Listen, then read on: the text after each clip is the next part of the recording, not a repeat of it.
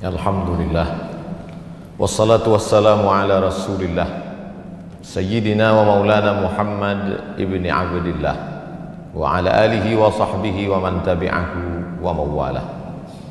Ashhadu an la ilaha illallah wahdahu la syarika lah, wa ashhadu anna sayyidana Muhammadan abduhu wa rasuluhu la nabiyya ba'dah.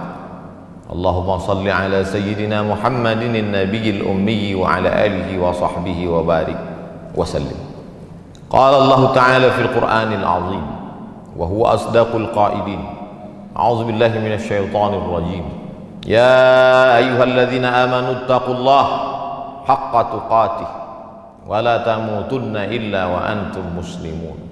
وقال تعالى في آية أخرى: يا أيها الذين آمنوا اتقوا الله وقولوا قولا سديدا يصلح لكم أعمالكم ويغفر لكم ذنوبكم ومن يطع الله ورسوله فقد فاز فوزا عظيما.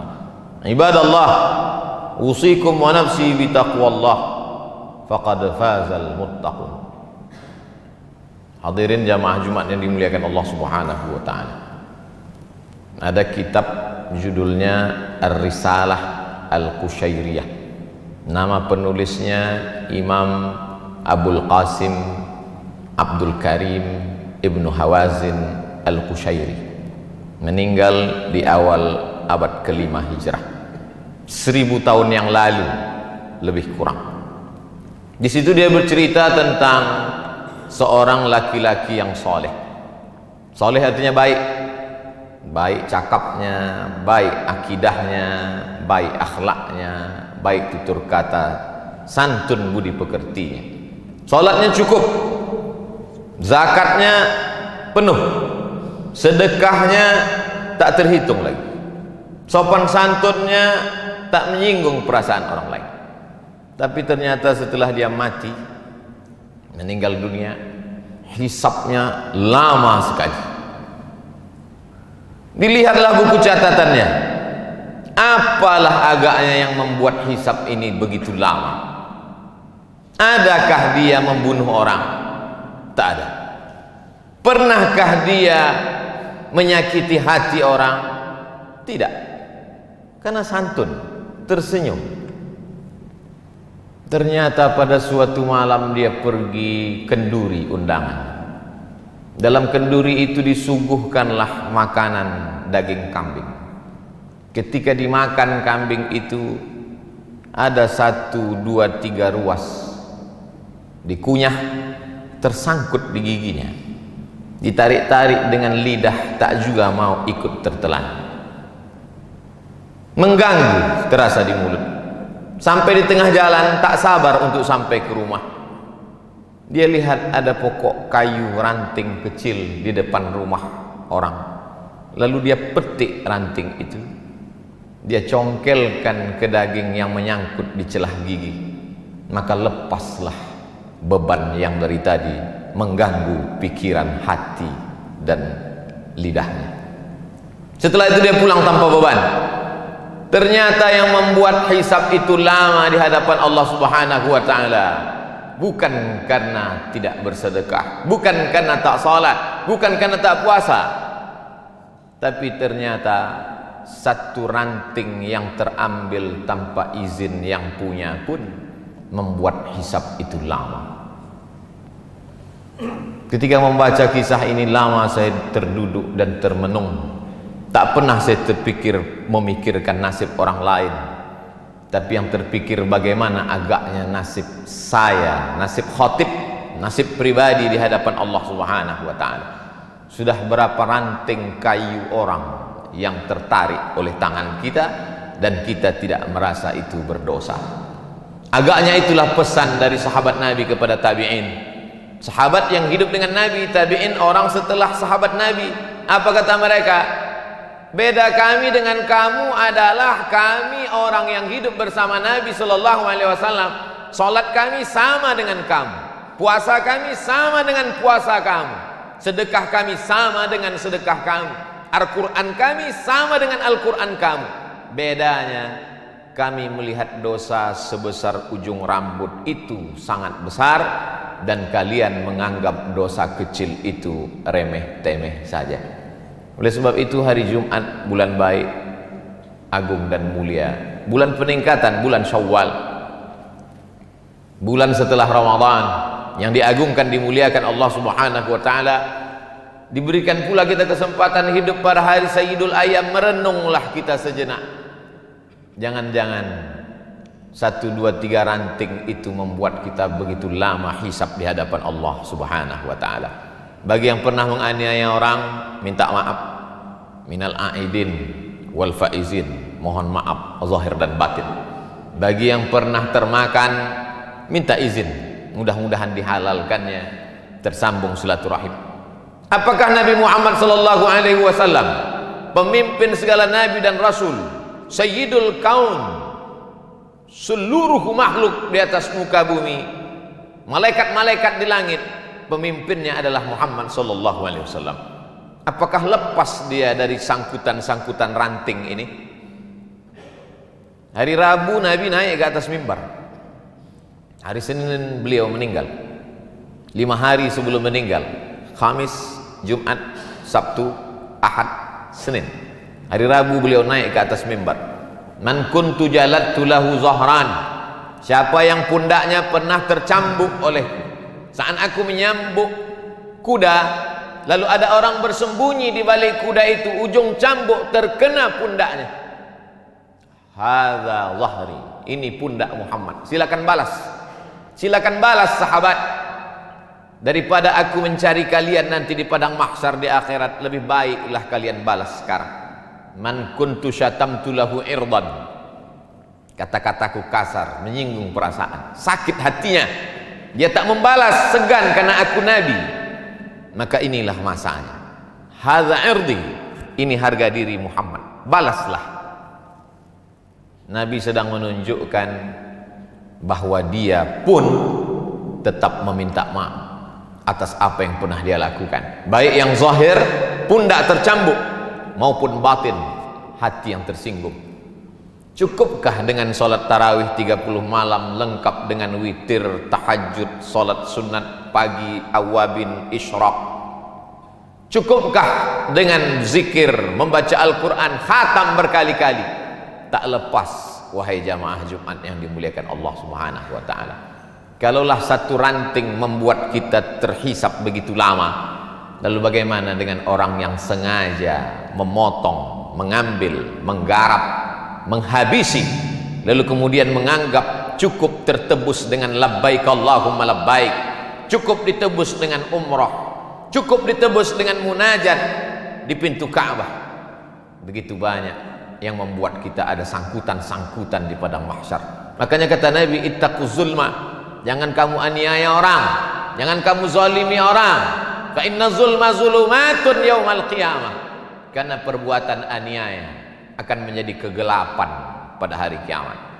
Mohon maaf, ada saudaraku yang digelapkan Allah di atas dunia ini, lahir dalam keadaan, maaf sekali lagi, buta, tapi gelapnya itu ada hikmah. Matanya tak pernah berdosa, di akhirat dia akan terang benderang. Tapi ada orang-orang yang di dunia ini terang benderang melihat, dan di akhirat dia komplain, ya Rabbi lima hasyartani a'ma wa qad kuntu basira. Mengapa aku dibangkitkan dalam keadaan buta, padahal dulu aku di dunia bisa melihat?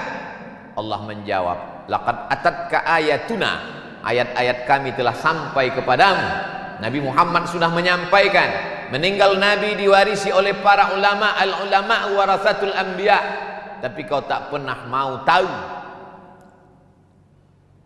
Atatka ayatuna fanasitaha, ayat-ayat kami sudah kami turunkan tapi kau lupa. Fakadzalikal yauma tunsa, orang yang lupa maka hukumannya dilupakan.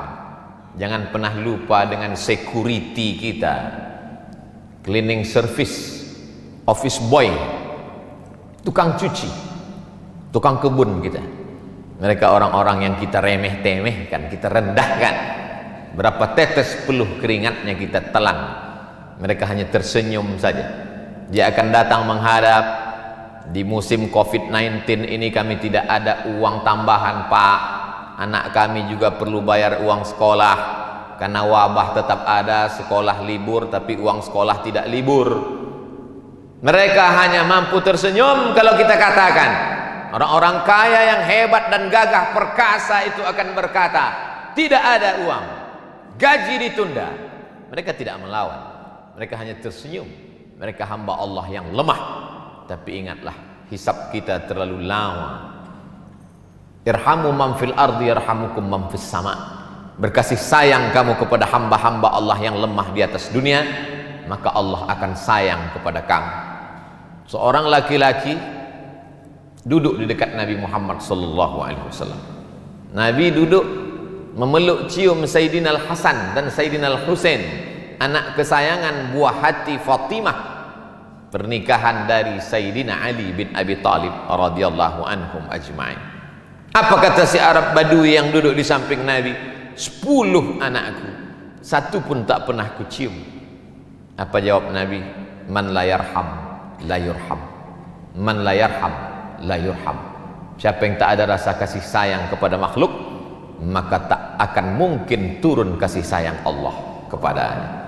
Bahwa kita banyak silap, salah dan dosa, ya, jangan putus asa. Karena ayat yang pertama dalam Al-Quran, Bismillahirrahmanirrahim, dengan nama Allah Maha Kasih dan Sayang. Kedatangan Nabi Muhammad SAW untuk apa? Wa ma arsalnaka illa rahmatan lil alamin, menjadi rahmat bagi semesta alam. Oleh sebab itu, bagi yang merasa silap, salah, dosa, ranting-ranting kayu, maka itu semua akan terlepas dari hisab kalau kita mau meminta maaf. Dan ciri orang bertakwa adalah wal afina 'anil nas, mau memberi maaf. Tapi ada orang yang angkuh dan sombong, merasa sudah menjadi penghuni surga karena begitu banyak infak, wakaf, zakat dan sedekahnya, lalu kemudian menganggap itu hanya remeh-temeh semata. Maka ingatlah, sesungguhnya tak ada yang bisa menolong kita di hadapan Allah. Yauma yafirrul mar'u min akhih, saudara kandung pun akan lari. Wa ummihi wa abih, mak kandung, ayah kandung pun tak bisa menolong. Wa sahibatihi wa banih, istri dan anak-anak pun tak bisa membantu. Likulli imri'im minhum yauma idzin sya'nun yughnih, karena semua orang sibuk mempertanggungjawabkan segala yang pernah dia lakukan. Termasuk yang akan dipertanggungjawabkan adalah ranting-ranting tadi.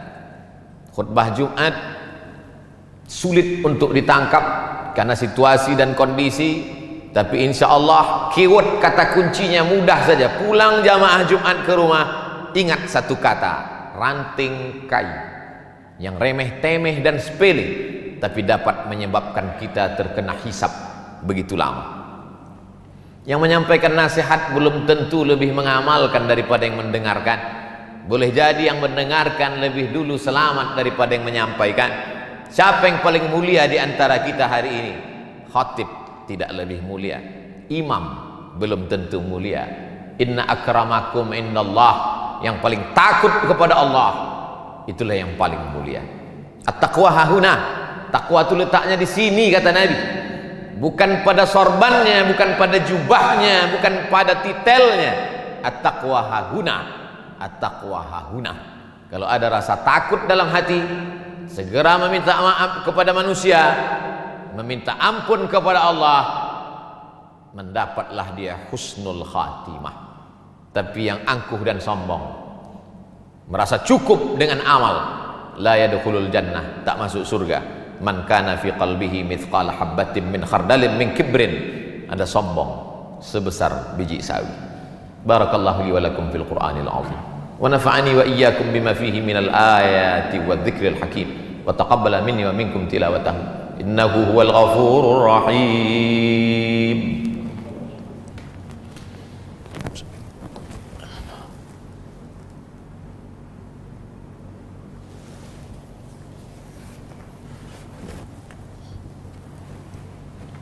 Alhamdulillahilladzi bi ni'matihi tatimmus shalihat.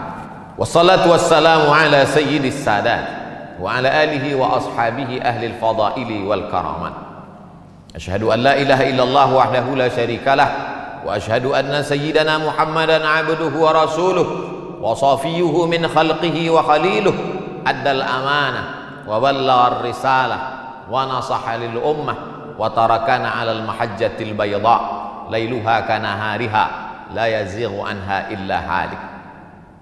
Qala Allah Ta'ala fil Qur'anil 'azim wa huwa asdaqul qailin. A'udzu billahi minasy syaithanir rajim. Bismillahirrahmanirrahim. Wal 'ashr.